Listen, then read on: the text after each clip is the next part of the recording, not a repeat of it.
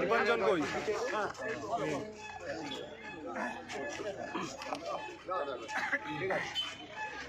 আপনারা যে থানায় আসলে মূলত কি কারণে থানায় এসে এবং কি অভিযোগ দায়ের করলেন? ভগবানপুর জিপি জিরানগাছা বাগানাইট একটা দেওয়াল লেখাকে কেন্দ্র করে অপ্রয়োজনে একজন আইএসএফ কর্মী তার মাথা ফাটিয়ে দেওয়ার চেষ্টা করেছে তৃণমূল কংগ্রেস। দুটো সেলাই পড়েছে। নাজিবুদ্দিন মোল্লা, আমরা গণতন্ত্রের পথে হাঁটতে চাইছি। এখানে বামপন্থী কর্মীরা, আইএসএফ কর্মীরা সবাই মিলে ভাঙড়ে শান্তি বজায় রাখার জন্য চেষ্টা করেছে।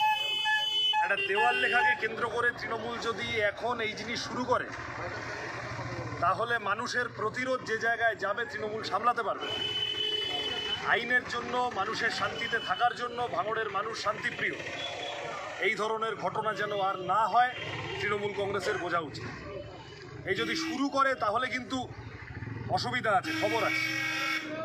ফলত আজকে এখানে এসেছি পুলিশের কাছে, যিনি আহত হয়েছেন অভিযোগ জানিয়ে গেলেন। আমরা পাশে এসেছি, আমরা পাশে থাকবো, আমি থাকবো, আমরা থাকবো। আমরা গণতন্ত্র রক্ষা করার লড়াই করছি এখানে ভাঙড়ে। শান্তিপূর্ণভাবে ভোট হোক, যে যাকে পারবে ভোট দিক, তাতে কেউ জিতলে জিতবে, কেউ হারলে হারবে। কিন্তু এই অসভ্যতা যদি শুরু হয় এত আগে থেকে, আর এখন রমজানের সময়, লজ্জা করলো না এসে এই মারধর করে এই করতে?